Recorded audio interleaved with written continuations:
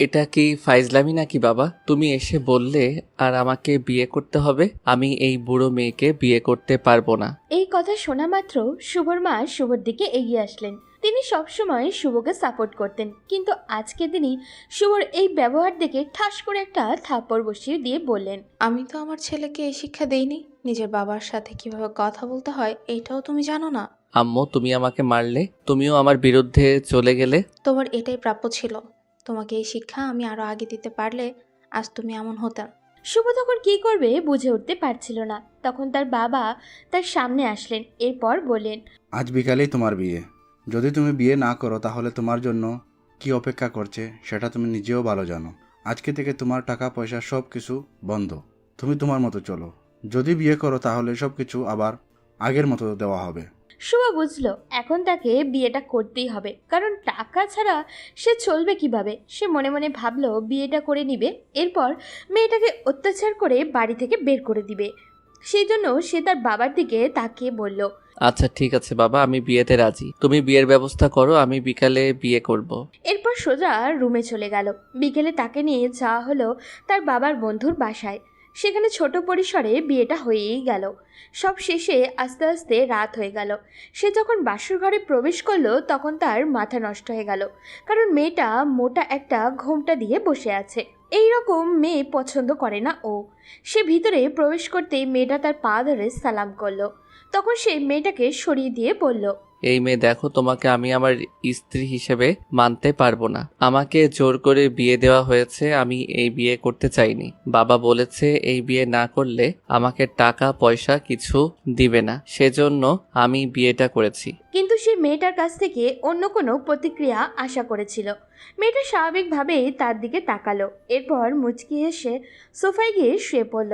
কারণ সে আগে থেকেই জানতো তার স্বামী এই রকমই করবে। কারণ একটু আগেই তার শ্বশুর শাশুড়ি এখানে এসেছিলেন। তখন তার শ্বশুর তাকে বললেন, রহিমা, আমি জানি তোমার জীবনটা আমি নষ্ট করে দিয়েছি।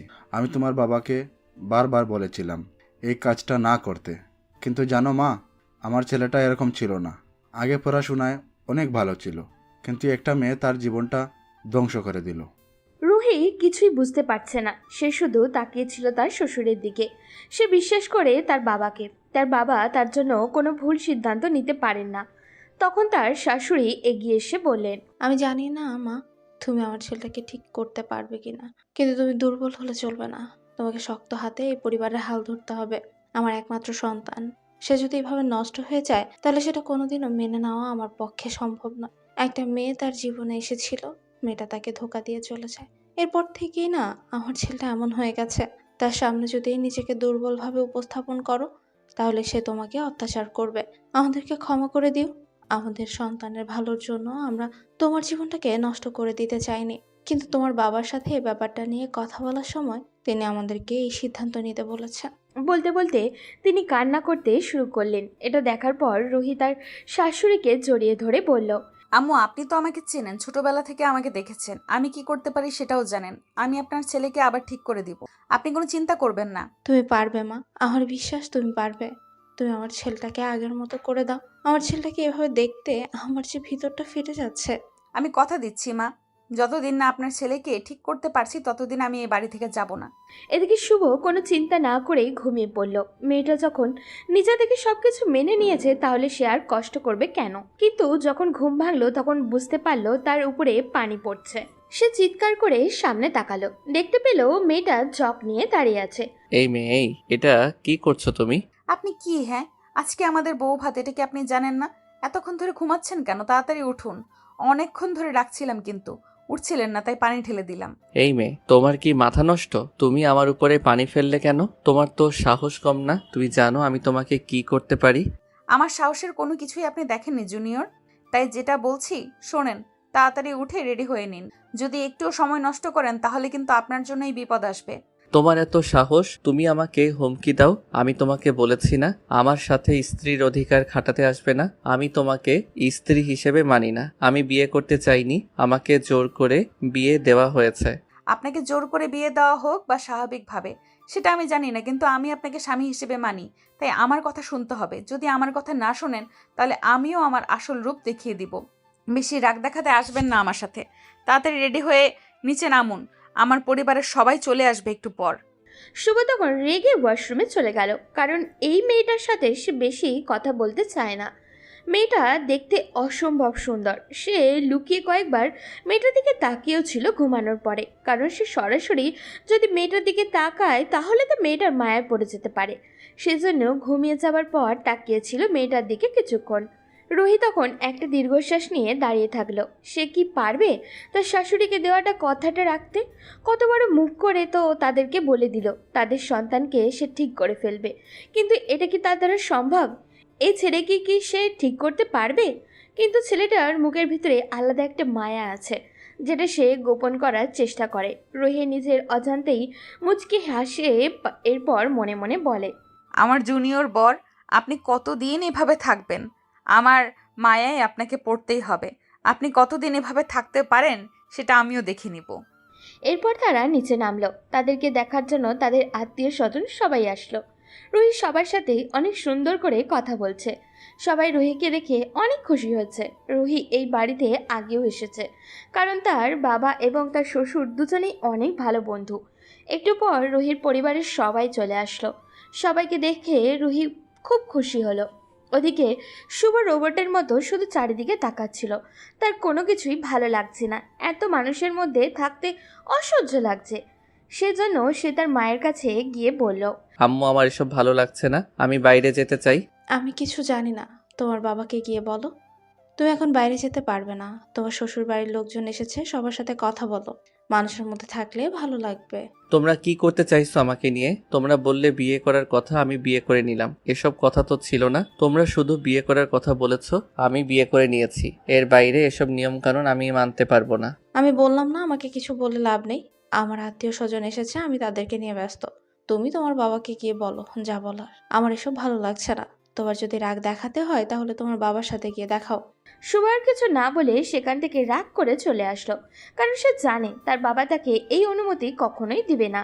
সেজন্য সে রাগ করে একটা কোনায় গিয়ে বসে রইল। ওদিকে রুহির বোন দিশা রুহির রুমের ভিতরে গিয়ে দেখলো রুহি বসে আছে। তখন দিশা রুহির কাছে গেল। এরপর রুহির দিকে অদ্ভুত দৃষ্টি দিয়ে বলল, ওই রুহি, মালটা কেমন? রুহি এই কথা শোনার পর দিশার দিকে রাগে দৃষ্টি তাকিয়ে থাকলো। দিশা রুহির এইরকম চেহারা দেখে হাসি দিয়ে বলল, আরে মালটা কি তো দেখলাম একদম হেপি, কিন্তু এরকম করে আমার দিকে তাকিয়ে আছিস কেন? সবকিছু ঠিক আছে তো? এ তোর লজ্জা করে না? তুই তো জামাই বাবুর নামে এরকম কথা বলছিস? তোর কি লজ্জাবোধ বলতে কিছুই নেই? এখনই এসব শুরু করে দিলি? মাত্র কালই বিয়ে হলো। আমি ভুল কি বললাম? মালটা কেমন, সবকিছু ঠিক আছে তো? রুহি তখন এগিয়ে গিয়ে দিশার গালটা জড়িয়ে ধরল। এরপর বলল, মালটা তো হেব্বি। এই কথা বলতেই দুজনে একসাথে হেসে উঠল। রুহির বাবা মা সবাই এসেছে। সবাই একসাথে আড্ডা দিচ্ছে, আর শুভ চুপচাপ বসে আছে এক কোণে। রুহি তখন তার কাছে গিয়ে বলল, এই আপনার কি ভদ্রতা বলতে কিছুই নেই? আমার বাসার লোকজন এসেছে আর আপনি এখানে চুপচাপ বসে আছেন। তাদের সাথে গিয়ে তো কথা বললেও পারেন। এই, আমাকে ডিস্টার্ব করবে না। আমি কি কথা বলবো তাদের সাথে? আমি চিনি না তাদের। এমনি এমনি গল্প করব নাকি? চেনেন না বলেই তো বলছি, কথা বলেন। আস্তে আস্তে পরিচিত হয়ে যাবেন। এখন যান, তাড়াতাড়ি আমার আব্বু আম্মুর সাথে কথা বলেন। সবাই ভাববে আমাদের মধ্যে সমস্যা আছে। কি আর করার, বউয়ের কথা মতো চলে গেলাম শ্বশুর শাশুড়ির সাথে কথা বলতে। তাদের ভালো মন্দ জিজ্ঞেস করে রুমে চলে আসলাম। রুমে আসতেই দেখি আমার শালিকা বসে আছে। সে তখন আমার দিকে তাকিয়ে বলল, দুলাভাই, সবকিছু ঠিক আছে তো? আমার বোনকে আপনি মানিয়ে নিতে পেরেছেন তো? দুই বোনের অবস্থা ঠিক একরকম, সেটা আমি খুব ভালো করেই বুঝতে পারছি, কারণ সেও চঞ্চল স্বভাবের। কি রকম করে জানি কথা বলছে। আমি তখন তার দিকে তাকিয়ে বললাম, হ্যাঁ, মানিয়ে নিতে পেরেছি।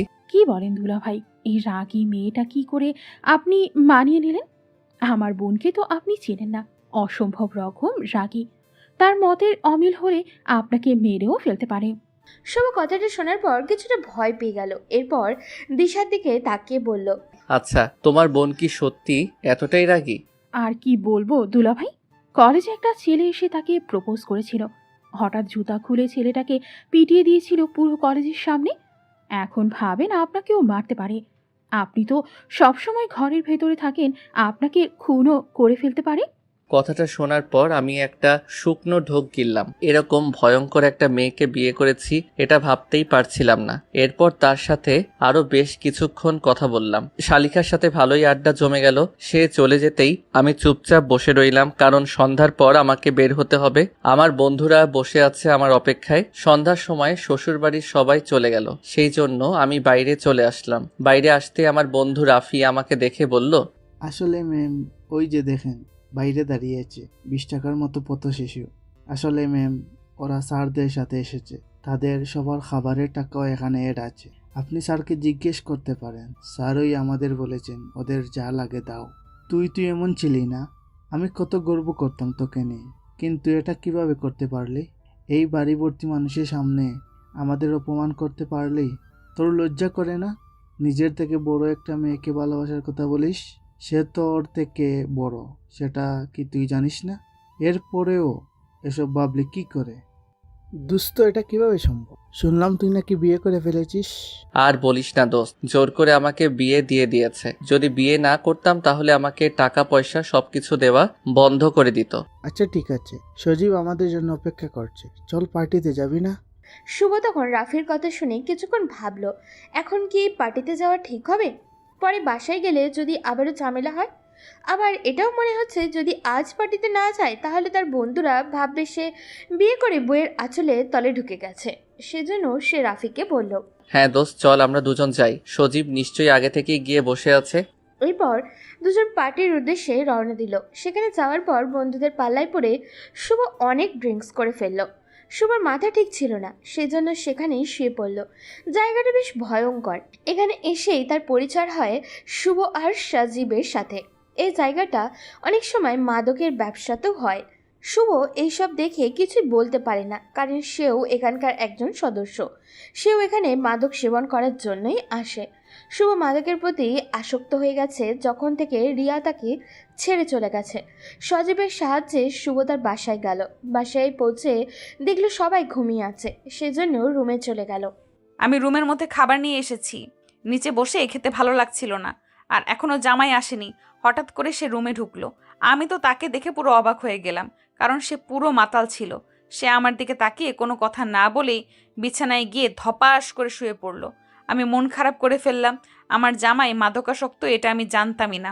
এরপর আমি তার কাছে গেলাম, গিয়ে তার শরীর থেকে জামাটা খুলে দিলাম, কারণ এই অবস্থায় থাকলে শরীর খারাপ করতে পারে। বাইরে প্রচণ্ড কুয়াশা পড়েছে, সেই জন্য জ্যাকেটটা ভিজে গেছে। তার পায়ে থাকা জামাটা খুলে উপরে একটা চাদর জড়িয়ে দিয়ে আমি একটা চাদর নিয়ে এসে সোফায় শুয়ে পড়লাম। খেতে ভালো লাগছিল না, শেষে কিনা এরকম একটা ছেলেকে আমি বিয়ে করলাম। কিন্তু আমি যখন সিদ্ধান্ত নিয়েছি তাকে ঠিক করব, তাহলে এই দায়িত্বটা এখন থেকে আমার। আমি তাকে ঠিক করেই ছাড়বো। মুখের উপরে পানি ছিটে পড়তেই শুভ লাফ দিয়ে ঘুম থেকে উঠল। কিন্তু আজকে মনে হচ্ছে একটু লেট হয়ে গেছে। শুভ তখন রুহির দিকে তাকিয়ে বলল। আজ আবার কি হয়েছে? তখন রুহি শুভর সামনে লেবুর রস মিশ্রিত একটা গ্লাস ধরল। শুভ রুহির দিকে চুপচাপ তাকিয়ে থাকলো। রুহি শুভর এমন তাকিয়ে থাকা দেখে ভয়ঙ্কর রূপ ধারণ করলো। এটা খেয়ে নিন, নেশা কেটে যাবে। আমি বেশ অবাক হলাম তার এরকম ব্যবহারে। আমি নেশা করে এসেছি, এরপরেও কোনো কথা বলছে না, উল্টো আমাকে নেশা কাটানোর জন্য সহযোগিতা করছে। আমি তখন এটা শোনার পর লেবু মিশ্রিত পানিটা খেয়ে ফেললাম। ওয়াশরুমে গিয়ে ফ্রেশ হয়ে নিচে আসলাম। নিচে আসার পর দেখলাম আমার আব্বু অফিসে চলে গেছেন। আমি তখন আম্মুর সাথে বসে কথা বলছিলাম। আমি আম্মুকে বললাম, আম্মু তাড়াতাড়ি ব্রেকফাস্ট দাও, আমার অনেক খিদে পেয়েছে। যাও নিজের বউকে গিয়ে বলো, এখন আমি আর এসব পারবো না। অনেকদিন তো আমি খাবার খাওয়ালাম, এখন বিয়ে করেছো, বউকে গিয়ে বলো। শুভ তখন তার আম্মুর দিকে অসহায় দৃষ্টিতে তাকিয়ে আছে, কারণ রুহির সামনে এখন সে পড়তে চায় না। সকালে এই মেয়ের রূপ দেখালো, সেই রূপ দেখার পর শুভ কেমন জানি ভয় করছে। শুভ তখন নিজের মনে মনে বলল। শুভ, তুই একটা মেয়েকে ভয় পাচ্ছিস, এটা কিভাবে সম্ভব? মনের ভিতরে এক বালতি সাহস জুগিয়ে চলে গেলাম মেয়েটার সামনে। এরপর বললাম, এই যে আমাকে ব্রেকফাস্ট দাও। যান, গিয়ে টেবিলে বসুন। আমি নিয়ে আসছি। এরপর রুহি ব্রেকফাস্ট নিয়ে আসলো, কিন্তু তার মুখটা দেখে মনে হলো কেমন জানি শুকনো। ঘুম থেকে ওঠার পর রুমের মধ্যে খাবারের প্লেট দেখেছি, তার মানে কি সে খায়নি? আমার জন্য খাবার নিয়ে অপেক্ষা করছিল। কেমন জানি মেয়েটার প্রতি মায়া হলো। আমি ব্রেকফাস্ট শেষ করে রুমে চলে আসলাম। একটু পরে সেও আসলো। আমি তখন তার দিকে তাকিয়ে বললাম, তুমি কালকে রাতে খাবার খাওনি, আর আজকে সকালেও দেখলাম ব্রেকফাস্ট করলে না, মুখটা তো শুকনো লাগছে, কিছু হয়েছে কি? না, কিছু হয়নি, এমনি ভালো লাগছে না। শুভর মায়া কাজ করলো মেয়েটার প্রতি, সেজন্য তাকে বলল। তুমি এখানে বসো, আমি এখনই যাচ্ছি, গিয়ে তোমার জন্য ব্রেকফাস্ট নিয়ে আসছি। বলে শুভ নিচে চলে গেল। রুহি শুভর দিকে তাকিয়ে আছে। শুভ কি করছে সেটা সে নিজেও জানে না। শুভ ব্রেকফাস্ট নিয়ে ওপরে চলে আসলো। এরপর রুহির সামনে সেটা রাখলো। রুহি অবাক হয়ে শুভর দিকে তাকিয়ে আছে। শুভ তাকে বলল। এভাবে আমার দিকে না তাকিয়ে তাড়াতাড়ি খাবারটা শেষ করো। রুহি চুপচাপ খাবার খেতে শুরু করলো। তার ভীষণ আনন্দ হচ্ছিল, কারণ কিছুটা হলেও শুভর মধ্যে পরিবর্তন এসেছে। আসলে একটা মেয়ে চাইলেই একটা ছেলেকে পরিবর্তন করে দিতে পারে, আবার একটা ছেলেকে ধ্বংসও করে দিতে পারে। যে এরকম শুভকে ধ্বংস করে দিয়েছে তার এক্স গার্লফ্রেন্ড। রুহি শুভর দিকে এক দৃষ্টিতে তাকিয়ে আছে, কিন্তু হঠাৎই শুভ এমন একটা প্রশ্ন করে বসলো, যেটা শোনার পর রুহির মাথাটা গরম হয়ে গেল। শুভ রুহির দিকে তাকিয়ে বলল। আচ্ছা, তোমার নামটাই তো জানা হলো না। আমি তো তোমাকে এই বলে ডাকছি, তোমার নামটা কি বলো তো? কথাটা শোনার পর রুহির মাথাটা গরম হয়ে গেল, চোখ মুখ লাল করে বলল। কি, আপনি আমার নাম জানেন না? নাম না জেনেই আমাকে বিয়ে করে ফেলেছেন? শুভ তখন রুহির দিকে কিছুটা অসহায় দৃষ্টিতে তাকিয়ে রইল। আসলে আমি এই বিয়েতে রাজি ছিলাম না, আমাকে জোর করে বিয়ে দিয়েছে, সেজন্য মেয়ের নাম পর্যন্ত জানতে চাইনি। আমার নাম রুহি, আর আজকে থেকে আমাকে রুহি বলেই ডাকবে। শুভ তখন রুহির দিকে তাকালো। মেয়েটার নামের মতো সেও সুন্দর। তখন শুভ তাকে বলল। আচ্ছা, তুমি কেন আমার সাথে সংসার করছো? আমি জানি কালকে তুমি আমাকে নেশাগ্রস্ত অবস্থায় পেয়েছো, আমি জানি এটা কোনো মেয়ে মেনে নিবে না, তাহলে তুমি কেন আমার সাথে সংসার করছো? তোমার বাবাও তো বড়লোক মানুষ, চাইলেই আমাকে ছেড়ে চলে গিয়ে ভালো একটা ছেলেকে বিয়ে করতে পারো, তুমি আমাকে ছেড়ে চলে যাও না কেন? মুহূর্তের মধ্যেই রুহির মুখটা কালো হয়ে গেল। শুভ অবাক হয়ে যায় এইরকম রিয়াকশন দেওয়ার মানেটা কি। সে তো ভালোর জন্যই এই কথাটা বলল। তখন রুহির শুভর দিকে তাকিয়ে ভয়ঙ্কর একটা চিৎকার দিয়ে বলল। এই ছেলে, তুই নিজেকে কি মনে করিস? যা ইচ্ছে তাই করবি? আমাকে তোর কথা মতো চলতে হবে এটা ভেবে থাকলে ভুলে যা, কারণ তোকে আজ থেকে আমার কথা মতো চলতে হবে। আর এইরকম কথা যদি আর একবার মুখে আনিস তাহলে তোকে শেষ করে দিয়ে আমি এখান থেকে চলে যাব। যেদিন এখান থেকে চলে যাব সেদিন তোকে শেষ করে চলে যাব। কথাটা শোনার পর আমি কিছুক্ষণ তার দিকে তাকিয়ে থাকলাম। সে আমাকে তুই করে বলতেছে, এই মেয়েটা আসলেই অভদ্র। আমি রেগে সেখান থেকে চলে আসলাম। এই জন্যই মানুষের উপকার করতে নেই। আমি বাসা থেকে বেরিয়ে বন্ধুদের সাথে আড্ডা দিতে চলে গেলাম। আমরা সবাই বসে যেখানে আড্ডা দেই সেখানে গিয়ে দেখলাম সবাই ক্যারাম খেলাতে ব্যস্ত, আর এক কোণে সজীব চুপচাপ দাঁড়িয়ে আছে। তাকে দেখে বেশ চিন্তিত মনে হচ্ছে। আমি তখন তার দিকে তাকিয়ে বললাম, কি ব্যাপার দোস্ত, তুই মন খারাপ করে বসে আছিস কেন? কোনো সমস্যা হয়েছে? আর বলিস না দোস্ত, আমার ছোট বোনটা অনেক অসুস্থ, তার চিকিৎসার জন্য অনেক টাকার প্রয়োজন। আমি টাকাগুলো কিছুতেই ম্যানেজ করতে পারছি না। কথাটা শোনার পর শুভর অনেক খারাপ লাগলো। তার বন্ধুর ছোট বোন তো তারও ছোট বোনের মতো। শুভ তখন তার দিকে তাকিয়ে বলল। কোনো চিন্তা করবি না দোস্ত, এই নে আমার কার্ড, এখানে মনে হয় 1,00,000 টাকার মতো আছে। এগুলো নিয়ে আপাতত তোর বোনকে হসপিটালে ভর্তি কর, যদি আরো প্রয়োজন হয় আমি বাবার কাছ থেকে এনে দিব। তখন সজীব শুভকে জড়িয়ে ধরে কান্না করে দিয়ে বলল। দোস্ত, তুই আমার অনেক বড় একটা উপকার করলি। আমি অনেক চিন্তায় ছিলাম এই টাকাগুলো নিয়ে, তুই আমাকে বাঁচালি দোস্ত। আরে, বন্ধুত্বের মধ্যে আবার ধন্যবাদ দিতে হয় নাকি? তোর বোন তো আমার বোনের মতোই। আর দেরি করিস না, ওকে নিয়ে হসপিটালে ভর্তি কর। সজীব চলে গেল। তখন শুভ আর রাফি বাইক নিয়ে ঘুরতে বের হলো। সন্ধ্যার দিকে রাফি আর শুভ আবারও চলে গেল পার্টিতে। এর মধ্যে একবারও বাসায় যায়নি সে। বাড়ি বসে রাফির সাথে আড্ডা দিচ্ছিল, তখন অপরিচিত নাম্বার থেকে একটা ফোন আসলো শুভর ফোনে। ফোন ধরার সাথে সাথে কেউ বলল। কি ব্যাপার, আপনার বাড়ি ঘর নেই? সকালে বাড়ি থেকে বের হয়ে গেছেন, এখনো বাসায় ফিরে আসার কোনো নাম নেই। ফোনের মধ্যে এত জোরে কথাটা শোনার পর শুভর মাথাটা কিছুটা গরম হয়ে গেল। শুভ তখন তাকে বলল, আমার এখনো কাজ আছে, ফিরতে হলে রাত হবে। তুমি খেয়ে শুয়ে পড়ো। আমার জন্য অপেক্ষা করতে কে বলেছে? বলেছিলাম না আমার প্রতি দায়িত্ব দেখাতে হবে না? বলেই শুভ ফোনটা রেখে দিয়ে পার্টি করতে শুরু করলো। আজকে আগের ন্যায় মদ খেয়ে মাতাল হয়ে বসে আছে। তখন হঠাৎ করেই সজীবকে দেখতে পেল। শুভ সজীবকে দেখে বলল, দোস্ত, তোর বোন অসুস্থ আর তুই এখানে? আরে দোস্ত, একদিন না খেলে আমার মাথা নষ্ট হয়ে যায়, সেজন্য চলে আসলাম, একটু খেয়েই চলে যাব। শুভ তখন হাসলো, কারণ নেশা মানুষকে ঠিক কতটুকু আকৃষ্ট করতে পারে তাদেরকে না দেখলে শুভ বুঝতো না। তাদের সাথে শুভর পুরনো কোনো বন্ধুত্ব নেই। এই 4 বছরেই তাদের সাথে ঘনিষ্ঠ হয়েছে। হঠাৎই শুভর প্রচণ্ড মাথা ব্যথা শুরু হলো। সেজন্য আস্তে আস্তে বাসার উদ্দেশ্যে রওনা দিল। বাসায় পৌঁছানোর পর কালকের মতো আজকেও দেখলো কেউ জেগে নেই, কিন্তু তার রুমে লাইটটা জ্বলছে। তার মানে কি রুহি এখনো জেগে আছে তার জন্য? ওদিকে রুহির অনেক রাগ হচ্ছিল বসে থাকতে থাকতে। হঠাৎই শুভকে রুমে ঢুকতে দেখলো। সে ঠিকমতো দাঁড়াতেও পারছিল না, মুখ থেকে বাজে স্মেল আসছিল। রুহি এগিয়ে গিয়ে শুভকে ধরল, কিন্তু শুভ নিজেকে সামলাতে না পেরে রুহির উপরেই পড়ে গেল। রুহি কোনো মতে ধরে বিছানায় নিয়ে আসলো। তখন শুভ রুহির দিকে তাকিয়ে বলল, বউ, আমার না খুব ঠান্ডা লাগতেছে।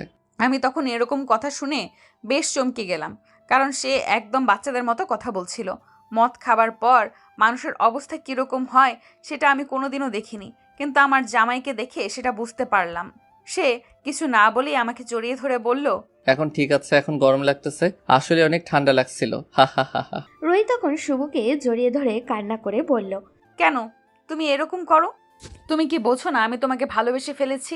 তারপরও কেন এরকম কষ্ট দাও আমাকে? শুভ কিছুক্ষণ রুহির দিকে অপলকভাবে তাকিয়ে রইল। তার চোখে এক ভয়ঙ্কর নেশা কাজ করছিল। হঠাৎই সে রুহির দিকে এগিয়ে আসতে শুরু করলো। রুহি কিছুটা ভয় পেয়ে গেল। শুভ রুহির ঠোঁটের সাথে তার ঠোঁট মিশিয়ে দিল। রুহি তাকে সরানোর চেষ্টা করছিল, কিন্তু শুভ নেশাগ্রস্ত অবস্থায় রুহির উপরে জোর করে তার স্বামীর অধিকার খাটালো। তবে রুহিও শেষে সম্মতি দিল, কারণ তার নিজের স্বামীই তো। একদিন না একদিন তো শুভ তাকে মেনে নিবেই, এটা রুহির বিশ্বাস। এই প্রথম কোনো পুরুষের স্পর্শ রুহির শরীরে লাগলো। সে ভীষণ খুশি ছিল, কারণ শুভ নেশাগ্রস্ত অবস্থায় আসুক আর সুস্থ অবস্থায় আসুক, রুহির কাছে সে তো এসেছে। তবে শুভর স্বভাবের মধ্যে এখনও সেই ছোটবেলার ছাপ রয়ে গেছে। রুহি তার শাশুড়ির মুখে শুনেছে শুভ ছোটবেলায় বেশ চঞ্চল ছিল, সারাক্ষণ এটা ওটা বলে পুরো বাড়ি মাতিয়ে রাখত, কিন্তু এখন খুব প্রয়োজন ছাড়া কথা বলে না। রুহি তখন শুভকে জড়িয়ে ধরে তার কপালে একটা চুমু দিয়ে বলল, তুমি খুব তাড়াতাড়ি আমাকে মেনে নিবে, আমি তোমাকে ঠিক করে ফেলবো শুভ, তোমাকে ঠিক হতেই হবে। বলেই রুহি শুভর বুকে শুয়ে পড়ল। ওদিকে সকালে ঘুম থেকে উঠে বুক ভারী কিছু অনুভব করলো শুভ। সে তখন তার শরীরের দিকে তাকালো, এরপর বুকের উপর রুহিকে শুয়ে থাকতে দেখল। শুভ কিছুক্ষণ চুপ করে থাকলো, এরপর বুঝতে পারলো কি হয়েছে কালকে রাতে। শুভ ভীষণ ভয় পেয়ে গেল, হয়তো রুহি তার উপর রাগ করবে এই কারণে। শুভ নড়াচড়ার শব্দে রুহিরও ঘুম থেকে উঠে গেল।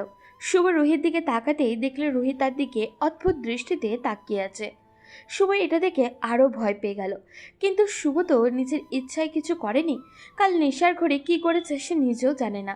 রুহি তখন তার উপর থেকে উঠে সোজা ওয়াশরুমে চলে গেল, কোনো কথা বলল না। রুহি ফিরে আসার পর শুভ ওয়াশরুমে গেল। শাওয়ার নিয়ে যখন বের হলো তখন দেখল রুহি রুমে নেই। শুভর অনেক ভয় লাগছিল রুহি তার আব্বু আম্মুকে সব সত্যি কথা বলে দিবে নাকি, কিন্তু নিচে যাওয়ার পর সব কিছু স্বাভাবিক দেখলো। শুভ বুঝলো তার ভুল হয়েছে, তাকে ক্ষমা চাইতে হবে। তাই ব্রেকফাস্ট করে যখন দুজনে রুমে আসলো তখন শুভ রুহির দিকে তাকিয়ে বলল, আসলে কালকে রাতের জন্য আমি সত্যি দুঃখিত। আমি বুঝতে পারিনি কি থেকে কি হয়ে গেছে। আমি নেশাগ্রস্ত অবস্থায় ছিলাম, সেই জন্য তোমার সাথে এরকম একটা কাজ করে ফেলেছি।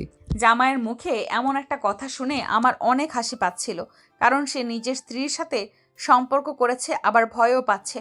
আমি তখন তার থেকে আরেকটু মজা নেওয়ার জন্য বললাম, আমার সাথে এরকম একটা কাজ তুমি কিভাবে করতে পারলে? তুমি জোর করে আমার সাথে শারীরিক সম্পর্ক করেছো, আমি তোমার নামে মামলা করব। এই কথা শোনার পর আমি আকাশ থেকে পড়লাম। আমি তার স্বামী, তার সাথে আমার সম্পর্ক হতেই পারে, তাই বলে সে মামলা করবে আমার নামে? আমি তখন তাকে বললাম, আমি না তোমার স্বামী, তুমি আমার নামে মামলা করবে? স্বামী স্ত্রীর মধ্যে এরকম হতেই পারে, এর জন্য মামলা করতে হয় নাকি? তার মুখে বোর্ড একটা শুনে আমি তার দিকে এগিয়ে গেলাম। শুভ পিছিয়ে চলে যাচ্ছে, আমার কাছে অনেক মজা লাগছে বিষয়টা। আমি তখন তার গাল টেনে দিয়ে বললাম, তুমি তো বললে আমাকে বউ হিসেবে মানো না, আবার এখন বলছো বউ। বিপদে পড়লে বউ আর বিপদে না পড়লে বউ হিসেবে মানি না। যদি মানো সম্পূর্ণ মানতে হবে, এরকম বাটপারি আমি মানবো না। বলেই রুহি শুভর সামনে থেকে চলে গেল। রুহির এইরকম ব্যবহারে শুভ বেশ আশ্চর্য হয়ে গেল। মেয়েটা এইরকম ব্যবহার করলো কেন? শুভ তো ভাবছিল রুহি রাগ করে ওর সাথে কথা বলবে না, হয়তো আব্বু আমার কাছে শুভর নেশা করার বিষয়টাও বলে দেবে। কিন্তু রুহি কোনো কথা না বলে শুভকে আরও স্বাভাবিক জীবনে ফিরিয়ে আনার চেষ্টা করছিল। এভাবে দেখতে দেখতে 15 দিন কেটে গেল।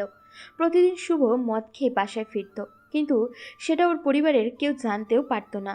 রুহি এমনভাবে সব কিছু সামলে নিত যেন কেউ বিষয়টা জানতে না পারে। রুহি রুমের মধ্যে খাবার নিয়ে চলে আসলো। প্রতিদিনই সে না খেয়ে শুভর জন্য অপেক্ষা করত। রুহির প্রতি একটা মায়ার আকৃষ্ট হয়ে গেছিল শুভ।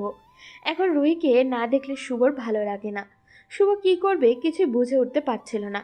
কিন্তু আজকে যখন শুভ পার্টিতে গেল, তখন পার্টি থেকে ফিরে আসার সময় দেখলো কিছু লোক ওদের ফলো করছে। শুভ তাদের দেখে রাফি আর সজীবকেও দেখলো। তারা দুজন লোকগুলোকে দেখে দৌড়াতে শুরু করলো।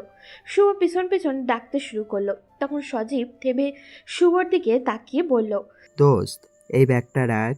আমি ব্যাগ নিয়ে দৌড়াতে পারছি না, আর এই লোকগুলো আমাদেরকে তাড়া করছে। তুই একটা কাজ কর, তোর কাছে এই ব্যাগটা সুরক্ষিত রাখবি। এখানে আমার বোনের ঔষধ আছে। সজীব শুভর হাতে ব্যাগটা দিয়ে দৌড় দিল। শুভ বোকার মতো সেটা হাতে নিয়ে দাঁড়িয়ে থাকলো। তখন দুইজন লোক এসে শুভর হাত ধরে ফেললো। শুভ কিছুই বুঝতে পারছিল না। তারা কিছু বলার সুযোগ না দিয়ে ওকে টেনে নিয়ে গাড়িতে উঠিয়ে ফেললো। শুভ এখনও কিছু বুঝতে পারছিল না। নেশার কারণে লোকগুলোর মুখ ঠিকমতো দেখতেও পারছিল না। তারা কেন শুভর সাথে এরকম করছিল কিছু স্পষ্ট হচ্ছিল না। তারা শুভকে নিয়ে একটা অফিসে গেল। সেখানে যাওয়ার পর শুভ বসেছিল, কোনো কথা বলছিল না। একটু পর তারা শুভর মুখের উপরে পানি ছুঁড়ে ফেললো। তখন শুভ কিছুটা হুঁশে ফিরল। এরপর চারিদিকে তাকিয়ে দেখতে পেল এটা কোনো আইন শৃঙ্খলা বাহিনীর অফিস।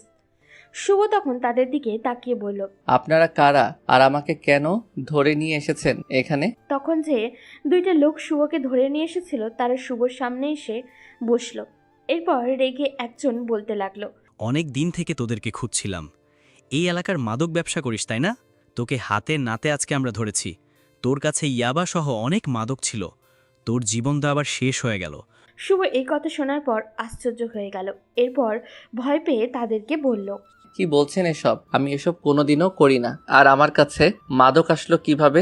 আমার বন্ধু তো তার বোনের ওষুধ দিয়ে গেছে এই ব্যাগটার ভিতর। তারা দুজন পালিয়ে চলে গেছে আপনাদের ভয়ে। আপনারা একটু কষ্ট করে চেক করুন ব্যাগটা, এখানে মাদক নেই, বিশ্বাস করুন। কথাটা শোনার পর তারা দুজনেই হাসতে শুরু করলো। শুভ তখন তাদের গলার দিকে তাকালো। দুজনের গলায় একটা করে কার্ড ঝুলছিল। কার্ডের মধ্যে দুজনের নাম লেখা ছিল। একজনের নাম আরিফ ও আরেকজনের নাম রাজীব। তাদের হাসি দেখে শুভ কিছুটা ভয় পেয়ে গেল। এরপর রাজীব নামের লোকটা শুভর দিকে তাকিয়ে বলল, আমাদের সামনে ফাজলামি করছিস? তোর বন্ধু দিয়ে গেছে এটা তার বোনের ঔষধ হিসেবে, তাই না? এত বড় বেগে একজন মানুষের ঔষধ থাকে, তাই না? তুই কি আমাদের বলদ ভেবেছিস? জানিস এটার ভিতরে কি ছিল?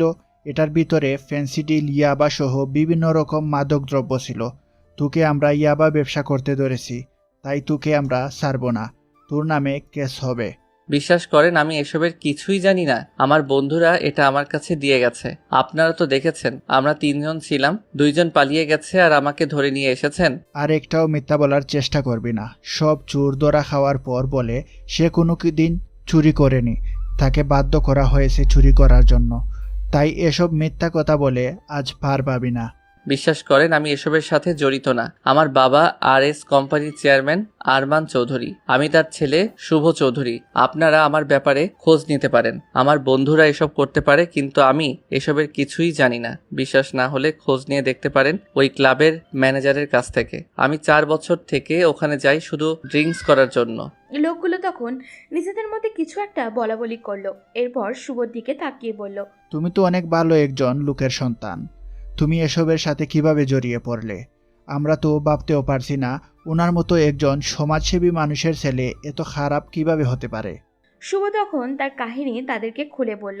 তারপর কিছুক্ষণ চুপ করে থাকলো। এরপর আরিফ নামের লোকটা শুভকে বলল, তুমি যেই পথে গিয়েছ সেই পথে তোমার জীবন ধ্বংস হয়ে যাবে। এটা করে তুমি অকালে মৃত্যুবরণ করবে। এখনও তোমার সারা জীবন পড়ে আছে। শুভ কোনো কথা না বলে মাথা নিচু করে আছে। এরই মধ্যেই একটা মেয়ে দৌড়ে আসলো, এসে তাদের সামনে দাঁড়িয়ে পড়ল। স্যার, ওনার নাম্বারে ফোন এসেছে। শুভ তখন দেখতে পেল তার ফোনটা ওই মেয়েটার হাতে। রাজীব নামের লোকটা বলল, তানিয়া, ফোনটা রিসিভ করে আমার কাছে নিয়ে এসো। যেই বলা সেই কাজ। মেয়েটা ফোনটা রিসিভ করে লোকটার হাতে দিল। ওদিকে শুভর জন্য অপেক্ষা করতে করতে ক্লান্ত রুহি। ভোর হয়ে গেছে, এখনো শুভ ফিরেনি, তাই আরও চিন্তায় পড়ে গেল। শুভ তো এরকম করে না কখনো, সময় মতোই চলে আসে। সেজন্য রুহি অনবরত শুভকে কল করতে লাগলো। প্রায় 100-এর উপরে কল করেছে, কিন্তু শুভ ফোন রিসিভ করেনি। ভোর তখন প্রায় 4:30। শুভ ফোন রিসিভ করলো। রুহি তখন ফোন ধরতেই কান্না করে বলল, এই শুভ, তুমি কোথায়? এখনো বাসায় ফিরলে না কেন? কি হয়েছে? তখন ওপাশ থেকে কেউ একজন গম্ভীর কণ্ঠে বলে উঠল। আপনি শুভ চৌধুরীর কে হন? রোহিত তখন লোকটার কণ্ঠ শুনে চিনতে পারল না, সেজন্য সে কান্না করে বলল, আমি তার স্ত্রী। শুভ কোথায়? ফোন রিসিভ করছে না কেন?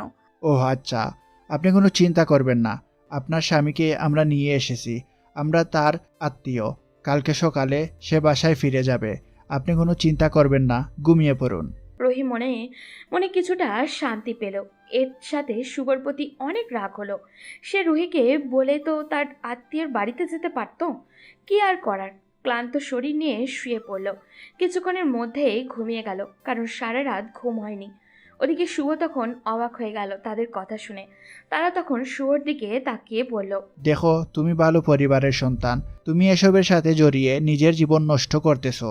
আমরা তোমাকে একটা সুযোগ দিতে চাই। তোমার সাথে তো 2টা ছেলে ছিল।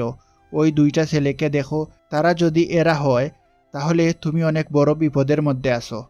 রাজীব সাহেব শুভর সামনে একটা ছবি ধরল। শুভ ছবিটার দিকে তাকাতেই অবাক হয়ে গেল, কারণ এখানে রাফি এবং সজীবের ছবি ছিল। শুভ তখন তাদের দিকে তাকিয়ে বলল, আরে স্যার, এরাই তো আমার বন্ধু। সর্বনাশ, তুমি কি জানো কার লোক এরা? এরা এই শহরের সবচেয়ে বড় মাদক ব্যবসায়ী শিহাবের লোকজন। অনেক দিন থেকে মাদক ব্যবসা করে। তুমি এদের পাল্লায় কিভাবে পড়লে? এরা তোমাকে নষ্ট করে দেওয়ার জন্য তোমার পিছে লেগেছে। আজ সুযোগ পেয়েই তোমাকে শেষ করে দেওয়ার প্ল্যান করেছিল। এসব কি বলছেন স্যার? আমার বন্ধুদের আমি বিশ্বাস করি, তারা এরকম কাজ কোনোদিন করতে পারে না। তখন আরিফ সাহেব একটা ফাইল নিয়ে আসলেন, এসে শুভর সামনে ধরে বললেন তাদের বিরুদ্ধে কতটা কেস দেখার জন্য। এটা দেখার পর শুভ অবাক হয়ে গেল। তখন তিনি শুভর দিকে তাকিয়ে বললেন, দেখো শুভ, জীবনের একটা মানে আছে। তুমি জীবনের মানেটাই নষ্ট করছো। তুমি কি বন্দুক চালাতে জানো? শুভ এই কথা শোনার পর অবাক হয়ে গেল। তারা কী সব বলছে? শুভ সন্দেহের চোখে তাকিয়ে বললেন, আমি স্যার বন্দুক চালানো তো বহুদূর, জীবনে বন্দুক হাতেও নেইনি। তুমি এক কাজ করবে, কালকে থেকে তুমি আমাদের সাথে দেখা করবে। আর পড়াশোনা কতদূর পর্যন্ত করছো? আসলে স্যার, আমি অনার্স সেকেন্ড ইয়ারে উঠে আর পড়াশোনা করিনি। আব্বু আমাকে ভার্সিটিতে ভর্তি করে দিয়েছিল, কিন্তু আমি ওখানে যাওয়া বন্ধ করে দিয়েছি। আচ্ছা ঠিক আছে, যা হবার হয়ে গেছে। এখন তোমাকে আমরা ছেড়ে দিচ্ছি। এখন তুমি বাসায় চলে যাবে। আর কোনো দিন যদি তোমাকে ওইসব ক্লাবে দেখি তাহলে কিন্তু তোমাকে ছেড়ে দিব না। আর যেটা বললাম, কালকে সকাল সকাল এখানে চলে আসবে। একটু লেট হলে কিন্তু বিপদে পড়ে যাবে। শুভ বুঝল না তারা কেন কালকে তাকে আসতে বলেছে, কিন্তু এখন যত তাড়াতাড়ি সম্ভব এখান থেকে পালাতে হবে। সেই কারণে সে দৌড়ে বাইরে চলে গেল। বাইরে যাবার পর বাড়ির উদ্দেশ্যে রওনা দিল। তার বন্ধুরা তার সাথে এমন কিছু করবে এটা সে কোনোদিনও কল্পনাও করতে পারেনি। ওদিকে শুভ চলে যাওয়ার পর রাজীব সাহেব এবং আরিফ সাহেব দুজনেই কিছুক্ষণ চুপ থেকে কথা বলতে শুরু করলেন। রাজীব সাহেব তখন আরিফ সাহেবের দিকে তাকিয়ে বললেন, শুভকে যে করেই হোক ভালো করতে হবে। শুভকে ভালো করতে পারলে আমাদের জন্যই উপকার হবে। আমরা তাকে আমাদের প্ল্যানের গুটি হিসেবে ব্যবহার করতে পারবো। আমি যেটা বললাম সেটা খুব মনোযোগ দিয়ে শোনো। কালকে থেকে ওকে ভালো করে ট্রেনিং দিবে আর ওকে সব কিছু বুঝিয়ে দিবে। ও যদি আমাদের সাথে থাকে তাহলে শিহাবের কাছে পৌঁছানো একদম সহজ হয়ে যাবে। আপনি কোনো চিন্তা করবেন না স্যার। আমি কালকে থেকে ওকে ট্রেনিং দেওয়া আরম্ভ করব। ও একদম ঠিক হয়ে যাবে আর কোনো দিন ওই জায়গায় যাবে না। শুভ বাসায় ফিরে দেখে তার আব্বু আম্মু বসে আছেন। তারা দুজনেই কিছুই জানেন না। তাকে দেখে স্বাভাবিক আচরণ করলেন। শুভ তখন নিজের রুমে চলে গেল। রুমে গিয়ে দেখে রুহি ঘুমিয়ে আছে। তার ঘুমন্ত চেহারাটা শুভর খুব সুন্দর লাগছিল। সে তখন চুপচাপ রুহির দিকে তাকিয়ে থাকে। হঠাৎ করেই রুহি বলে উঠল, আমাকে দেখা শেষ হয়েছে? এখন বলেন কোথায় গিয়েছিলেন? আমাকে বলে যাওয়ার প্রয়োজন মনে করনি? আমি কালকে রাতে কতক্ষণ জেগেছিলাম আপনার জন্য, সেটা কি আপনি একবারও চিন্তা করেননি? শুভ তার দিকে তাকিয়েছিল। রুহি অনেক রাগী চেহারা নিয়ে কথাগুলো বলছিল। তখন শুভ তার কাছে গেল। সে বুঝতে পারছিল মেয়েটার প্রতি সে দুর্বল হয়ে পড়েছে। শুভ তখন নরম স্বরে রুহিকে বলল, তারা জোর করে আমাকে আটকে রেখেছিল, সেই জন্য আসতে পারিনি। তুমি কেন আমার জন্য অপেক্ষা করছিলে? ঘুমিয়ে পড়লেই তো হতো। হ্যাঁ, আমি ঘুমিয়ে পড়ি, এরপরে এসে বাসার সবাইকে ডিস্টার্ব করেন। বাসায় কেউ জানেও না তুমি যে ড্রিঙ্ক করো। যদি বাসায় কেউ এই বিষয়টা জানতে পারে তাহলে কি কেলেঙ্কারি হবে, বুঝতে পারছো? শুভ কিছু বলতে পারল না। শুভ মুচকি হাসলো। সে বুঝতে পারল রুহি তাকে বাঁচানোর জন্যই এমন আচরণ করছে। এরপর সে ফ্রেশ হয়ে কিছুক্ষণ ঘুমিয়ে নিল। ঘুম থেকে উঠেই ভাবতে লাগলো ওই লোকগুলো কেন তাকে দেখা করার কথা বলছিল। পরের দিন সকালে শুভ আবারও সেখানে গেল। এবার সে ভালোভাবে অফিসটা দেখল। এটা ছিল সিআইডির অফিস। ভিতরে ঢোকার পর সবাই তাকে দেখে স্বাভাবিক আচরণ করলো। কিছুক্ষণ পর আরিফ সাহেব এসে বললেন, শুভ, তুমি কি বুঝতে পারছো তোমাকে এখানে কেন নিয়ে আসা হয়েছে? না স্যার। আমরা তোমাকে ট্রেনিং দেওয়ার জন্য এখানে নিয়ে এসেছি। শুভ তখন হতভম্ব হয়ে তাদেরকে বলল, কিসের ট্রেনিং স্যার? আমি তো কিছুই বুঝতে পারছি না। দেখো শুভ, কালকে আমরা একটা সিদ্ধান্ত নিয়েছি, তোমাকে ছেড়ে দেওয়ার পর আমরা তোমাকে আমাদের এই গ্রুপে নিয়ে আসব। তুমি আমাদের সাথে কাজ করবে, অপরাধীদেরকে ধরতে তুমি আমাদেরকে সহযোগিতা করবে। শুভ তখন এই কথা শোনার পর ভয় পেয়ে গেল। সে অপরাধী ধরবে, এটাও কি সম্ভব? শুভ তখন তাদের দিকে তাকিয়ে বলল, স্যার, আমি এই কাজ করতে পারবো না। প্লিজ আমাকে এই কাজের কথা বলবেন না। আমি এসব ঝামেলায় জড়াতে চাই না। দেখো, তোমার একটা দায়িত্ব আছে এই দেশের প্রতি। আমরা এই দেশের জন্য কাজ করি। তুমি চাইলে এই অপরাধীদেরকে ধরতে আমাদের সাথে সহযোগিতা করতে পারো। তোমার বন্ধুরা এইসবের সাথে জড়িত, কিন্তু আমরা অনেক চেষ্টা করেও ওদের বসকে ধরতে পারছি না। তাই তুমি চাইলে আমাদেরকে ওদেরকে ধরতে সহযোগিতা করতে পারো। আমরা চাই তুমিও নিজের দেশের জন্য কিছু একটা করো। এভাবে তোমার জীবনটা ধ্বংস করো না। আমরা তোমার বাবাকে চিনি, উনি অনেক ভালো একজন মানুষ, সমাজের সেবার জন্য অনেক কাজ করেছেন। তুমি তার সন্ধান হয়ে খারাপ পথে চলে যাবে, এটা আমরা মেনে নিতে পারছি না। কিন্তু স্যার, আমার দ্বারা কি এসব সম্ভব? আমি কোনো দিন এসব কোনো কাজ করিনি, সেই জন্য আমার অনেক ভয় করছে যদি কোনো ক্ষতি হয়ে যায়। তুমি কোনো চিন্তা করো না। যখন তুমি আমাদের সাথে কাজ করবে তখন আমরা তোমাকে টুকটাক সেলফ ডিফেন্স শিখাবো। তোমাকে আমরা প্রফেশনালি কোনো অফিসার বানাচ্ছি না। তুমি শুধু আমাদের সাথে কাজ করবে আমাদের সহযোগী হিসেবে। এরপর তুমি চাইলে তোমার ইচ্ছামতো কাজ করতে পারো। তুমি শুধু আমাদেরকে এই অপরাধীকে ধরতে সহযোগিতা করো। এই এলাকায় যত মাদক ব্যবসা হয় সব কিছুর সাথে তারা জড়িত আছে। শুভ কথাটা শোনার পর কিছুটা মনে জোর পেল, কারণ যাদের সে বন্ধু ভাবত তারাই তার ক্ষতি করার চেষ্টা করেছে। তার বিশ্বাসের সুযোগ নিয়ে তারা তার সাথে বেইমানি করেছে। তারা না বলে মাদকের ব্যবসা করেছে। গতদিন সে এটাও জানতে পেরেছে যে সজীবের আসলে কোনো বোনই নেই, অথচ সজীব তার থেকে বোনের কথা বলে অনেক টাকাও নিয়েছিল। এমনকি আগেও তারা নানান অজুহাতে তার কাছ থেকে অনেক টাকা নিয়েছে। এরপর শুভ আরিফ সাহেবের সাথে মিলে কিছুক্ষণ বিভিন্ন জিনিস শিখল।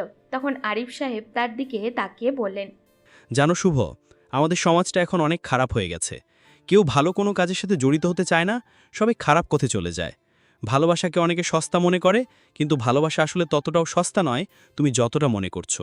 তুমি কালকে আমাদেরকে যেই কথা বললে, এইটা আমি চিন্তা করে দেখলাম তুমি আসলে সত্যিকারের ভালোবাসা কি সেটাই বুঝতে পারোনি। তুমি একটা লোভী মেয়ের প্রেমে পড়েছিলে যে তোমার ভালোবাসাটাকে উপলব্ধি করতে পারেনি। সে শুধুমাত্র টাইম পাস করেছে তোমার সাথে টাকার জন্য। কিন্তু তোমার স্ত্রী তোমাকে সত্যি ভালোবাসে। তোমার জন্য কালকে কতটা টেনশন করছিল এটা তুমি নিজেই বুঝতে পারছো। তাই তোমাকে এখন তোমার অস্তিত্বের জানান দিতে হবে। যারা তোমার এত বড় ক্ষতি করেছে তাদেরকে তুমি উচিত শিক্ষা দিবে। আরিফ সাহেব কথাগুলো খুব মনোযোগ দিয়ে শুনল শুভ। তিনি শুভকে আরও বেশ কিছু পরামর্শ দিলেন। সারাদিন তাদের সাথে বেশ ভালোই সময় কাটল শুভর। সন্ধ্যার দিকে তারা শুভকে বাসায় যাওয়ার অনুমতি দিলেন। শুভ বের হবে এমন সময় আরিফ সাহেব তাকে ডেকে নিয়ে গিয়ে বললেন, তুমি তোমার বন্ধুদেরকে আজকে ফোন দিয়ে বলবে যে তুমি বিদেশে চলে যাচ্ছ কয়েকদিনের জন্য তোমার বাবার সাথে। তুমি তাদের সাথে কোনো দেখা করবে না। তুমি ঠিক 1 মাস পরে তাদের সাথে দেখা করার কথা বলবে। সেদিন তুমি পার্টির আয়োজন করবে। কথাগুলো আমি যেভাবে বললাম ঠিক সেভাবে বলবে। এখন সোজা বাসায় চলে যাও, রাস্তায় চোখ বন্ধ করে যাবে, ভুলেও নেশা করার কথা মাথায় আনবে না। শুভ কিছু বুঝতে পারছিল না তারা ঠিক কী করতে চাইছে তাকে দিয়ে। এরপর সে বাসায় ফিরে গেল। বাসায় ফিরে গেলেই সবাই অবাক হয়ে গেল, কারণ শুভ সাধারণত সন্ধ্যায় কখনোই বাসায় ফিরে না। এইভাবে চলতে লাগলো দিনগুলো। প্রতিদিন সকালে এসে আরিফ সাহেবের অফিসে যেত, তাকে কাজে সহযোগিতা করত। এরপর সন্ধ্যায় বাসায় ফিরে ছাদে গিয়ে দাঁড়াতো। মাথায় প্রচণ্ড ব্যথা করতো তার। অনেক দিন ধরে মাদক সেবনের পর হঠাৎ বন্ধ করে দেওয়ার কারণে শরীরে একটা অস্বস্তিকর অনুভূতি হয়েছিল। ছাদে দাঁড়িয়ে শুভ ভাবতে লাগলো, আরিফ স্যার যেসব কথা বলেছেন সেগুলো কি সত্যি? সে জীবনে সত্যিকারের ভালোবাসা কি সেটা তো চিনতেই পারেনি। সে একটা মিথ্যে ভালোবাসার জালে আটকে গিয়েছিল। যদি বন্ধুরা তাকে ভালো উপদেশ দিত, সঠিক পথ দেখাতো, তাহলে হয়তো জীবনটা এমনভাবে শেষ করে দিতে হতো না। সে এখন চিন্তা করে, যদিও সময় মতো নিজের ভুল বুঝে ফিরে আসতো তাহলে হয়তো পরিবারের চোখে জলের কারণ হতো না। কিন্তু যারা বন্ধু নামে তার আশেপাশে ছিল তারা সবসময় তাকে উল্টো পথে ঠেলে দিয়েছে, মাদক নেওয়ার জন্য উৎসাহ দিয়েছে। আর শুভ সেই পথেই হাঁটতে শুরু করেছিল। কিন্তু এখন আর এভাবে চলা যাবে না। তারা জানা মতে ভার্সিটির অনেক ছেলেমেয়েই এই মাদক চক্রে জড়িয়ে পড়েছে, তাদের সবাইকে বাঁচাতে হবে। এইসব ভাবতে ভাবতেই শুভর মনে পড়ল রুহির কথা। মেয়েটা রিয়ার থেকে একেবারে আলাদা। যেখানে রিয়া সবসময় টাকা পয়সা আর সুবিধার কথা ভাবতো, সেখানে রুহি এতদিনও তার কাছ থেকে একটা চকলেট পর্যন্ত চায়নি। সে যখনই এসব চিন্তায় ডুবেছিল তখন হঠাৎই টের পেল কে একজন পাশে এসে দাঁড়িয়েছে। পাশে তাকিয়ে দেখে রুহি দাঁড়িয়ে আছে। তাকে দেখে শুভ একটু চমকে উঠল। তখন রুহি তার দিকে তাকিয়ে অবাক হয়ে বলল, কি ব্যাপার, তোমার কি হয়েছে? এই কয়েকদিন থেকে দেখছি তোমার ব্যবহার সম্পূর্ণ আলাদা। আগের মতো রাগ দেখাও না, আবার রাতেও আসো সম্পূর্ণ সুস্থ। কি হয়েছে তোমার? মন খারাপ করে বসে থাকো কেন সব সময়? শুভ কোনো কথা না বলে আকাশের দিকে তাকিয়ে আছে। তখন রুহি শুভকে জড়িয়ে ধরল। শুভ আপত্তি করল না। রুহি শুভর দিকে তাকিয়ে বলল, শুভ, জানো আমি ছোটবেলা থেকে স্বপ্ন দেখেছি আমার বাবার পছন্দ করা ছেলেকে বিয়ে করব, তার সাথে প্রেম করব। এজন্য আমি কোনোদিন প্রেম করিনি, কিন্তু আমার সাথে এমন কিছু হয়ে যাবে আমি কোনোদিন বুঝতেও পারিনি।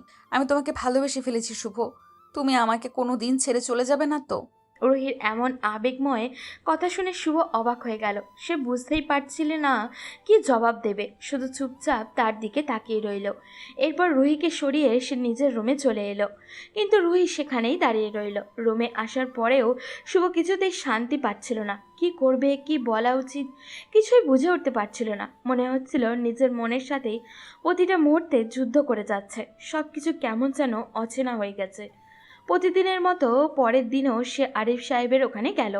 তাকে দিয়ে টুকটাক ফাইল চেক করানোর পাশাপাশি হালকা পাতলার ট্রেনিংও তাকে দেওয়া হচ্ছে। এখন সে মোটামুটি বন্দুক চালানোও শিখে গেছে। কিন্তু শুভর মনে এখনও একটাই প্রশ্ন ঘুরপাক খাচ্ছে, তারা কেন ইচ্ছা করে তাকে এসব শেখাচ্ছে? সেখানে হাজারো ছেলে মেয়ে সিআইডিতে যোগদানের জন্য আবেদন করে অপেক্ষা করে থাকে, সেখানে কেন তারা নিজেরা এগিয়ে এসে শুভকে এভাবেই সুযোগ দিচ্ছে? তাহলে কি তারা শুভকে ব্যবহার করতে চাইছে তাদের সুবিধার জন্য? সব কিছুই যেন একরকম ধোঁয়াশা হয়ে গেছে। এদিকে রুহি ছাদে দাঁড়িয়েছিল। তার মনের মধ্যে একটা আন্দাজ কাজ করছিল। এই কয়েকদিনে সে বুঝতে পেরেছে শুভ কিছুটা হলেও বদলেছে। এখন আর আগের মতো মাদক সেবন করে না, ড্রিঙ্কসও করে রাত করে বাসায় ফেরে না। বরং এখন সে তার বাবা মায়ের সাথে ভালো ব্যবহার করে। তার বাবা মা খুব খুশি শুভর এই পরিবর্তন দেখে। কিন্তু রুহি ঠিক খুশি হতে পারছিল না, কারণ সে জানে শুভর ভেতরে কিছু একটা তো চলছে, যেটা সে কাউকে জানাতে চাচ্ছে না। শুভ সব সময় মন খারাপ করে চুপচাপ বসে থাকে। এসব চিন্তা করতে করতে রুহি রুমে চলে গেল।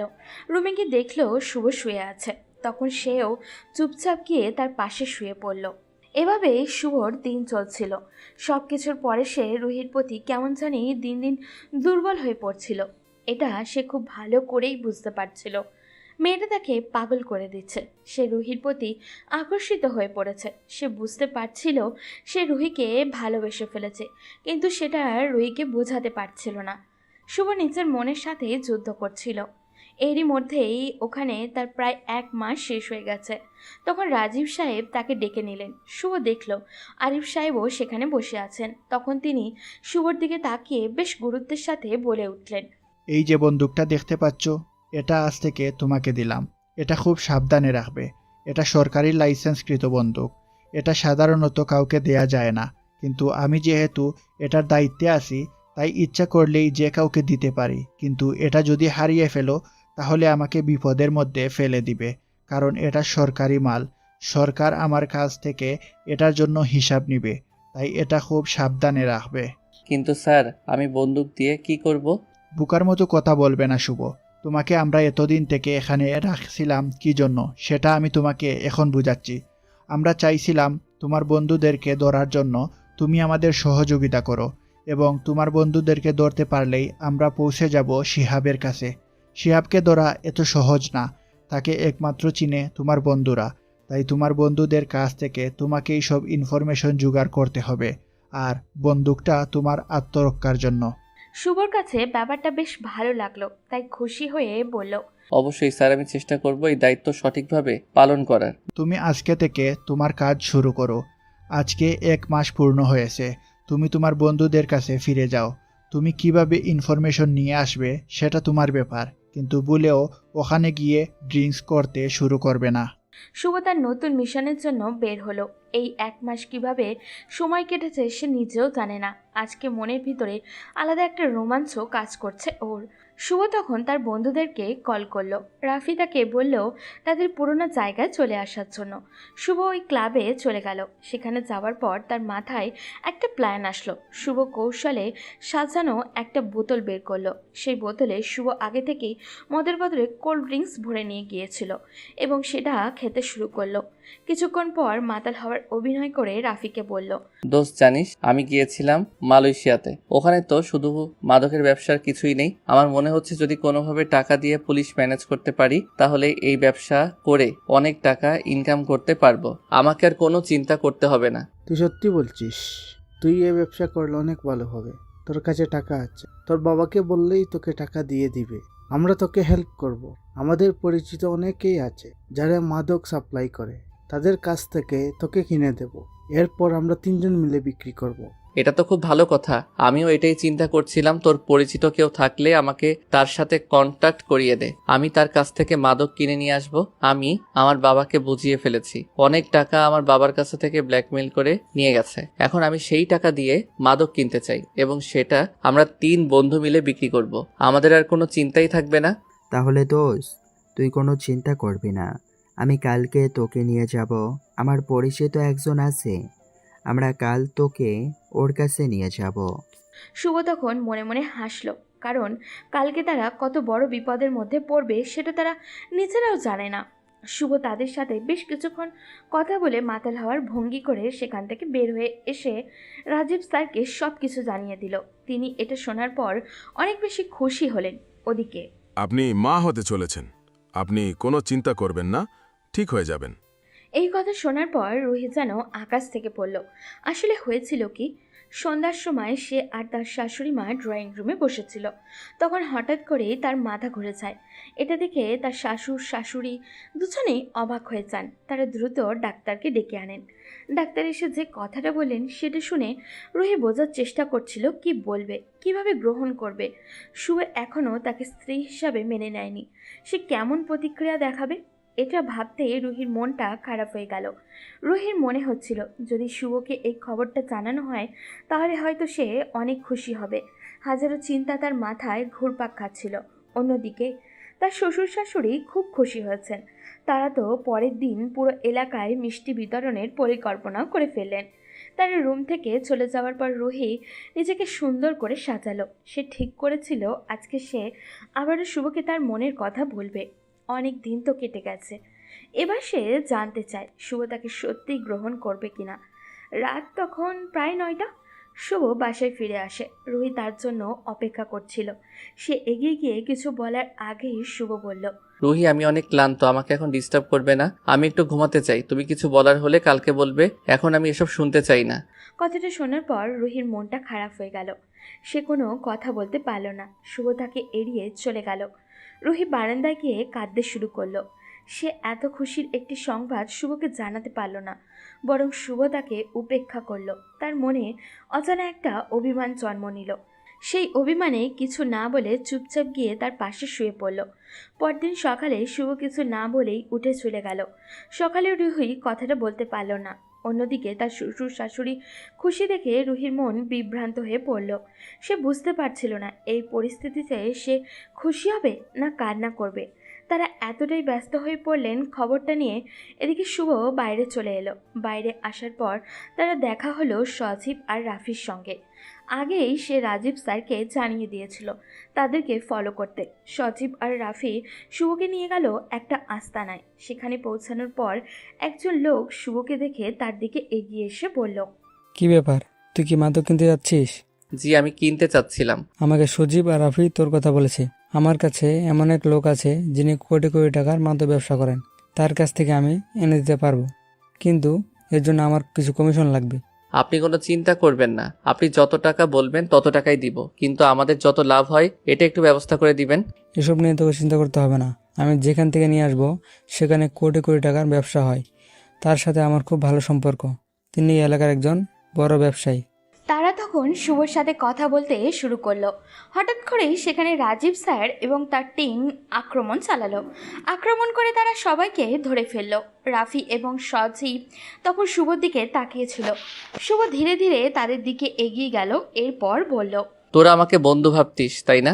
বন্ধু হলে তোরা আমাকে এত বড় বিপদের মধ্যে কিভাবে ফেলতে পারলি? সেদিন রাতে তুই আমাকে কি বলেছিলি সজীব? এটা তোর বোনের ওষুধ তাই না? তোর তো কোনো বোনই নেই, তাহলে তুই কেন আমাকে মিথ্যা কথা বলে আমার কাছ থেকে টাকা নিয়ে যেতি এই ব্যবসা করার জন্য, তাই না? তারা তখন ভয় পেয়ে শুভর দিকে তাকালো। শুভ তাদের পাত্তা না দিয়ে রাজীব স্যারের সাথে যেতে শুরু করলো। তাদেরকে নিয়ে অফিসে পৌঁছানোর পর জিজ্ঞাসাবাদ শুরু হলো। শুভকে পাশে দাঁড় করিয়ে রাখা হলো সব কিছু পর্যবেক্ষণ করার জন্য। জিজ্ঞাসাবাদের মাধ্যমেই শুভ জানতে পারল শিহাব সম্পর্কে কিছু গুরুত্বপূর্ণ তথ্য। তখন রাজীব স্যার শুভকে ডেকে নিয়ে গিয়ে বললেন, শুভ, তোমার কাজ আমাদের অনেক পছন্দ হয়েছে। এখন থেকে নতুন একটা দায়িত্ব পালন করতে হবে। কাল থেকে তুমি শিহাবের লোকজনের উপর নজর রাখবে। তারা কি করে, কোথায় যায়, সব কিছু আমি জানতে চাই। আপনি কোনো চিন্তা করবেন না স্যার, আমি এই দায়িত্ব সঠিকভাবে পালন করব। তুমি একা না, তোমার সাথে আরফিও থাকবে। দুজন মিলে যত তাড়াতাড়ি সম্ভব শিহাবের খোঁজ করো। শিহাবকে এভাবে পালিয়ে বেড়াতে দিলে চলবে না। রাজীব স্যারের কথা শুনে শুভ আর আরিফ দুজনেই কাজে লেগে পড়ল। এভাবে শুভর দিনগুলো যেতে লাগলো। কিন্তু শুভ লক্ষ্য করলেও রুহির ব্যবহারের মধ্যে একটা বড় পরিবর্তন এসেছে। আগের মতো সে আর কথা বলে না, এখন সবসময় চুপচাপ থাকে। এমনকি তার চেহারাতেও যেন এক ধরনের পরিবর্তন চলে এসেছে। আগের চেয়ে অনেক সুন্দর দেখাচ্ছে তাকে। শুভ কিছুই জানে না রুহির ব্যাপারে। বাবা মায়ের সঙ্গেও শুভর এখন তেমন একটা কথা হয় না, কারণ সে কাজ নিয়ে অনেক বেশি ব্যস্ত থাকে। তার মাথায় সব সময় কাজের চিন্তা ঘুরতে থাকে। কাজটাকে সে সত্যিই উপভোগ করতে শুরু করেছে। নিজের দেশের জন্য কিছু একটা করতে পারছে, এইটুকুই তার কাছে অনেক। এভাবে দেখতে দেখতে অনেক দিন কেটে গেছে, কিন্তু হঠাৎ করে রুহির শারীরিক কিছু পরিবর্তন শুভর চোখে পড়তে লাগলো। এসব দেখে শুভর মনে সন্দেহ জন্মালো। এদিকে শিহাবের লোকজন এখন তাদের ভয় পেতে শুরু করেছে। অনেককে তারা ইতিমধ্যেই ধরে ফেলেছে। প্রতিদিন শুভ ক্লান্ত হয়ে বাসায় ফিরে এসেই ঘুমিয়ে পড়ে। রুহি প্রতিদিন তার জন্য খাবার রেডি করে রাখে, কিন্তু কখনোই তাকে খাওয়ার কথা বলে না। শুভ নিজেই খাবার খেয়ে নেয়। এই বিষয়গুলো তার কাছে ধীরে ধীরে বিরক্তিকর লাগতে শুরু করেছে। প্রতিদিন ঘুমানোর আগে সে দেখতে পায় রুহি বারান্দায় গিয়ে কান্না করছে। আজও তেমনটাই হলো। রুহি বারান্দায় চলে গেল। শুভ চুপচাপ তার পেছন পেছন গেল। রুহি শুভকে দেখে কিছু না বলে কেঁদে ফেলল। তখন শুভ তাকে বলল, রুহি, কি হয়েছে? তুমি এরকম করছো কেন? তুমি তো আগে এরকম করতে না। তোমার এরকম ব্যবহারে আমি কষ্ট পাচ্ছি, এটা কি বুঝতে পারছো না? এই কথা শোনার পর রুহির কান্নার গতি আরও বেড়ে গেল। শুভ এতদিন থেকে রুহির ব্যাপারে কোনো খবর নেয়নি। আস্তে আস্তে রুহি তার সন্তানের অস্তিত্ব লক্ষ্য করতে পারছে। রুহি কান্নামাখা কণ্ঠে শুভকে বলল, কেন এসেছো? আমার ব্যাপারে খোঁজ নেওয়ার জন্য? যেদিন আমি সেজেগুজে তোমার জন্য অপেক্ষা করছিলাম সেদিন তোমাকে আমি পাইনি। তোমাকে আমি সংবাদটা জানাতে পারিনি তুমি বাবা হতে চলেছো, সেটাও তুমি শুনতে চাওনি। তোমার কাছে সেটা বিরক্তিকর মনে হয়েছে। কেন এসেছো এখন? সেই কথা শোনার জন্য? এই কথা শোনার পর আমি যেন আকাশ থেকে পড়লাম। এতদিন থেকে এই কথাটা আমি শুনতে চাইনি। প্রায় 3 মাস আগে সে আমাকে কথাটা বলতে চেয়েছিল, কিন্তু 3 মাসে আমার একটু সময় হয়নি তার এই কথাটা শোনার। আমার নিজের প্রতি রাগ হচ্ছিল।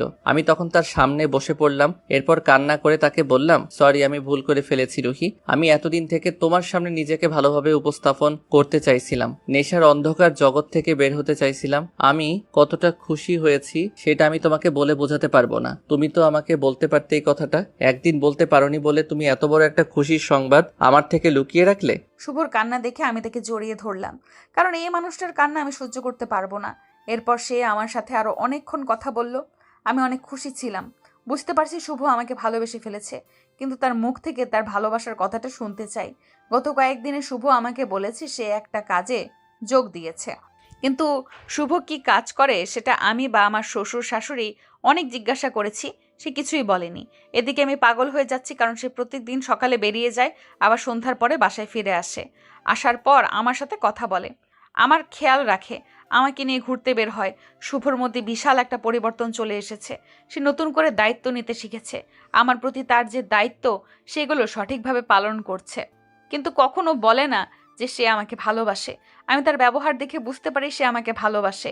এভাবে দিন কাটতে শুরু করলো। শুভর প্রতি আমার ভালোবাসা আরও গভীর হলো। এখন আমার বাবুর অস্তিত্ব আমি বুঝতে পারি। সে আমার পেটের মধ্যে নাড়াচড়া করে। শুভ এটা নিয়ে অনেক এনজয় করে। শুভর হাসি মুখ দেখে আমি অনেক খুশি হলাম। যত দিন যাচ্ছে তত আমার ভয় আরও বাড়ছিল, কারণ আমি ওকে হারাতে চাই না। যদি আমি এই পৃথিবী ছেড়ে চলে যাই তাহলে কি হবে? এভাবে দেখতে দেখতে কেটে গেল আরও 6টা মাস। ডাক্তার আমার ডেলিভারির ডেট দিয়েছে, কিন্তু ডেট পার হয়ে গেছে, এখনও আমার বেবি হচ্ছে না। আর এটা নিয়ে অনেক বেশি চিন্তায় ছিলাম সবাই। একদিকে যেমন রুহির চিন্তা, অন্যদিকে শিহাবের অনেক কাছাকাছি আমরা পৌঁছে গেছি। আমি, রাজীব স্যার এবং আরিফ স্যার মিলে প্ল্যান করছিলাম শিহাবকে কিভাবে আক্রমণ করা যায়। আমরা সিদ্ধান্ত নিলাম শিহাবের আস্তানায় আমরা আক্রমণ করব। সেই জন্য রাজীব স্যার তার টিমের সব অফিসার নিয়ে একটা মিটিংয়ে বসলো। তারা সিদ্ধান্ত নিল কালকে রাতেই শিহাবের আস্তানায় আক্রমণ করবে। রাজীব স্যার আমাকেও থাকতে বলল, যদিও আমার এসব সামলানোর কোনো যোগ্যতা নেই, তবুও যেহেতু এসব ইনফরমেশন আমি জোগাড় করেছি, তাই শেষ দিনে তাদের সাথে থাকতে বলল। আমি হ্যাঁ বলে বাসায় ফিরে গেলাম। যখন রুমে গেলাম রুহি আমার কাছে আসলো। আমি তখন তাকে জড়িয়ে ধরলাম। মনে মনে কিছুটা ভয় পেয়ে গেলাম, কারণ কালকে যদি আমার সাথে খারাপ কিছু হয় সেই জন্য আমি আমার মনের গোপন কথাটা রুহিকে বলে দিতে চাই। আমি তখন বললাম, আমি তোমাকে কোনোদিন কথাটা বলতে পারিনি রুহি। 1 বছর পার হয়ে গেল আমাদের ভালোবাসার। আমি তোমাকে ভালোবাসি রুহি। শুভ এই কথা শুনে আমি কান্না করে দিলাম। সে আমাকে ভালোবাসে এই কথাটা বলতে এত সময় লাগলো। আমি তাকে জড়িয়ে ধরলাম। আমার অনেক ভয় হচ্ছিল যদি হারিয়ে যায় তার জীবন থেকে। আমি তাকে এখন আর হারাতে চাই না। বেঁচে থাকার তীব্র ইচ্ছা তৈরি হয়েছে গত কয়েকদিনে। কিছুক্ষণ শুভর সাথে গল্প করে ওকে জড়িয়ে ধরে ঘুমিয়ে গেলাম, কিন্তু ঘুম থেকে ওঠার পর দেখতে পেলাম শুভ আমার পাশে নেই। একটু পর আমার শাশুড়ি আম্মু এসে আমাকে খাইয়ে দিয়ে চলে গেলেন, কিন্তু শুভকে সারাদিন আর দেখতে পেলাম না। ওদিকে সারাদিন শিহাবের উপর নজর রেখে শুভ সন্ধ্যায় রাজীব সাহেবকে সিগন্যাল দিল আক্রমণ করার। এদিকে রুহি তার শ্বশুর শাশুড়ির সাথে বসে গল্প করছিল শুভর পরিবর্তনের বিষয়ে। হঠাৎ করেই তার মাথায় কেমন জানি ঘুরে উঠল। রুহি আর দাঁড়াতে পারল না, পেটে তীব্র ব্যথা শুরু হলো। এটা দেখার পর তার শ্বশুর শাশুড়ি তাড়াতাড়ি করে শুভকে কল করতে শুরু করেছে, কিন্তু তার ফোন বন্ধ। সেজন্য তারা রুহিকে হসপিটালে নিয়ে গেলেন। রুহি হসপিটালের বেডে শুয়ে আছে। কিছুক্ষণ পরে তার সিজার হবে, কিন্তু শুভ ফোন ধরছে না। রুহির ভিতরটা ফেটে যাচ্ছে, কারণ যেই মানুষটা তার এই বিপদে সবার আগে থাকার কথা ছিল সেই মানুষটাকে কেন খোঁজ নেই। শুভর প্রতি তীব্র অভিমানে রুহির চোখ বেয়ে নোনা জল গড়িয়ে পড়ল। ডাক্তার এসে রুহিকে অপারেশন থিয়েটারে নিয়ে গেলেন। এদিকে শুভ রাজীব সাহেবের সাথে শিহাবের আস্তানায় ঢুকে ভীষণ ভয় পেয়ে গেল। তারা ভেবেছিল হয়তো 4-5 জন হবে, কিন্তু ভিতরে যেতেই বুঝলো এখানে বেশ কয়েকজন লোক অস্ত্র নিয়ে আগে থেকেই প্রস্তুত ছিল। জীবনে প্রথম এমন ভয়ঙ্কর অবস্থার সম্মুখীন হয়ে শুভর হাত পা থরথর করে কাঁপতে লাগলো। ঘামে তার শরীর ভিজে একাকার। চারিদিক গুলির শব্দে যেন তার ভিতরটা তছনছ করে দিচ্ছে। রাজীব সাহেব শুভর অবস্থা দেখে তাকে একটা দেওয়ালের কাছে লুকিয়ে থাকতে বললেন। শুভ সেখানে দাঁড়িয়ে সব দেখছে। অবশেষে রাজীব সাহেবের টিম শিহাব নামের সেই লোককে আটক করতে সক্ষম হলো। রাজীব সাহেব শিহাবের 2 হাত পেছনে ধরে আছেন। ওদিকে তার টিমের লোকেরা বাকি ঘরগুলোকে চেক করছে। শুভ হঠাৎই দেখলো একটা লোক ছুরি নিয়ে রাজীব সাহেবকে পিছনে এসে দাঁড়িয়েছে। শুভ কি করবে ভেবে পাচ্ছে না। এই মানুষটা তো তাকে সঠিক পথে এনেছে। এখন সে কি পালিয়ে যাবে? শুভ অবশেষে নিজের জীবনের তোয়াক্কা না করে লোকটাকে পিছন থেকে গিয়ে চাপটে ধরল। লোকটার হাত থেকে ছুরিটা কেড়ে নিতে গিয়ে হাতের বেশ কয়েকটা জায়গা কেটে গেল। ততক্ষণে আরিফ সাহেব আর বাকিরাও এসে গেলেন। সবাইকে ধরে যখন তারা অফিসে যে ফিরে আসলো, তখন শুভ দেখলো তার ফোনে 100টার ওপরে মিসড কল, আর সবগুলোই তার বাসা থেকে। শুভ ভয়ে ভয়ে ফোন ব্যাক করলো। ফোন ব্যাক করতে জানতে পারলো রুহির অপারেশন চলছে, সেই জন্য তাড়াতাড়ি হসপিটালের উদ্দেশ্যে রওনা দিল। এদিকে রাজীব স্যার জানিয়ে দিলেন কালকে একটা অনুষ্ঠান আছে, সেখানে তাকে যেতে হবে। শুভ তখন কান্না করে রাজীব সাহেবকে সব খুলে বলল। তিনি রুহির কথা শুনে বললেন যদি রুহি সুস্থ হয় তাহলে ওখানে যেতে, আর না হলে হসপিটালে থাকতে। শুভ ফোনটা রেখে তার মায়ের কাছে গেল। শুভকে দেখেই তিনি এগিয়ে এসে শুভর খালে কষি একটা থাপ্পড় মেরে দিলেন। তোকে আমার ছেলে বলতে ঘৃণা করছে। এই বিপদের সময় ফোন ধরছিলি না?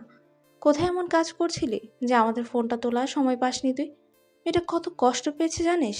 আম্মু, রুহি কোথায়? আমার অনেক বড় একটা ভুল হয়ে গেছে, খুব বিপদের মধ্যে পড়ে গিয়েছিলাম, না হলে তোমাদের ফোন ধরতাম। আম্মু বলো না, রুহির কি হয়েছে, কেমন আছে ও?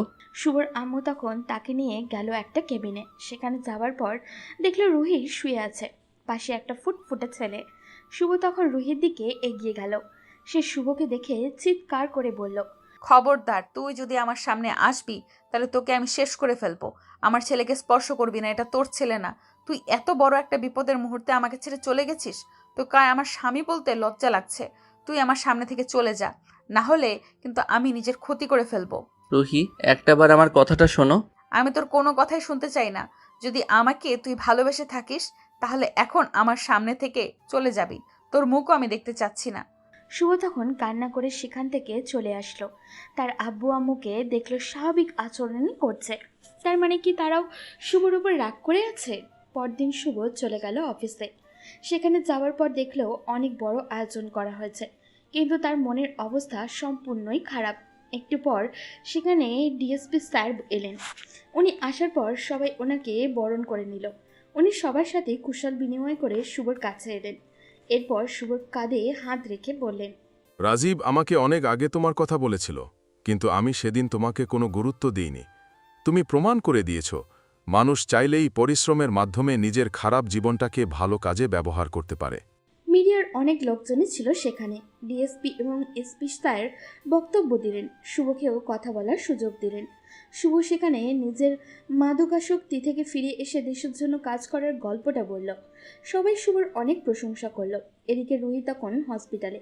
কিছুক্ষণ পর তার শ্বশুরমশাই এগিয়ে এসে তাকে এবং তার শাশুড়ি আম্মুকে একটা ভিডিও দেখালো। ভিডিওটা দেখার পর তারা কান্না ধরে রাখতে পারল না। শুভ তাদের না জানিয়ে এসব করেছে। রিয়া বুঝলো সে শুভর সাথে অন্যায় করে ফেলেছে, তাই তাড়াতাড়ি করে শুভর কাছে ফোন করলো। ফোন করতেই শুভ ফোনে পিক করলো। মনে হচ্ছিল যেন তার ফোনের অপেক্ষায় বসেছিল সে। রিয়া একটু অভিমানী সুরে বলল, তুমি আজকে আমাকে দেখার জন্য আসলে না কেন? কেন? তুমি তো রাতের বেলা বললে তোমার সামনে যেন না আসি। আমি তো তোমার কথাটা রাখার জন্য এরকম করলাম। সত্যি বলছি, আমি তোমাকে অনেক বেশি ভালোবাসি। এখন থেকে 10 মিনিট সময় দিলাম। 10 মিনিটের ভেতরে যদি হসপিটালে না আসো তাহলে কিন্তু তোমার জন্য অনেক বড় বিপদ অপেক্ষা করতেছে। কথাটা শোনার পর শুভ আর টিকতে পারল না। সে সেখান থেকে দৌড় দিল। তার দৌড়ানো দেখে রাজীব সাহেব তাকে আটকালেন, এরপর বুকে জড়িয়ে ধরলেন। শুভ তার কাছ থেকে দোয়া নিয়ে আবারও দৌড় দিল। তিনি শুভর দিকে তাকিয়ে হাসলেন। পুরুষ মানুষের সবচেয়ে দুর্বল জায়গা এটা, তাই এই জায়গায় আঘাত লাগলে তো আর থেমে থাকা যায় না। শুভ দ্রুত হসপিটালে চলে আসলো। এখানে এসে দেখে সবাই তার দিকে তাকিয়ে আছে। তার বাবা খুশিতে কান্না করে দিয়েছে। শুভর বাবা এটা স্বপ্নেও চিন্তা করতে পারেননি যে তার ছেলে মানুষের ভালোর জন্য কোনো কাজ করবে। শুভ তাদের কাছ থেকে বিদায় নিয়ে রুহির কেবিনে গেল। রুহি শুভকে দেখে চুপচাপ বসে আছে। শুভ তখন তার কাছে গিয়ে মাথা নিচু করে বলল, সরি বউ। রুহি তখন হাসি মুখে শুভকে জড়িয়ে ধরল। শুভ যে নিজের কথা বাদ দিয়ে দেশের মানুষের কথা চিন্তা করতে পেরেছে, এটা দেখেই রুহির ভীষণ ভালো লাগছে। রুহি তখন শুভর কপালে ভালোবাসার পরশ এঁকে দিয়ে বলল, আমাদের ছেলে যখন জানতে পারবে তার জন্মের দিন তার বাবা এত বড় একটা কাজ করেছে, সেদিন যে সে কতটা খুশি হবে বুঝতে পারছো? এই সময়টায় তুমি হয়তো আমার পাশে থাকতে পারোনি। আমার রাগ হয়েছিল প্রচুর, কিন্তু এটা দেখার পর আমি ভাষা হারিয়ে ফেলেছি। আমার ছেলে বড় হয়ে গর্ব করে বলতে পারবে এটা নিয়ে। রুহি, তুমি আমার জীবনে এসে এভাবে আমাকে পরিবর্তন করে দিবে এটা আমি ভাবতে পারিনি। তুমি সত্যি আমার কাছে স্বপ্নের মতো। এইভাবেই আমি তোমার কাছে তোমার স্বপ্ন হয়ে সারা জীবন থাকবো। আমি শুভকে শক্ত করে জড়িয়ে ধরলাম। সত্যি একজন নারী চাইলে একজন পুরুষকে মুহূর্তের মধ্যেই পরিবর্তন করে দিতে পারে। নারীর ভালোবাসা পুরুষকে ভালো খারাপ উভয় পথেই নিয়ে যেতে পারে। সবাই আমাদের জন্য প্রার্থনা করবেন যাতে এইভাবেই আমরা সারা জীবন কাটতে পারি। আজ এই পর্যন্তই, দেখা হবে পরবর্তী কোনো গল্পতে। সেই পর্যন্ত ভালো থাকবেন, সুস্থ থাকবেন।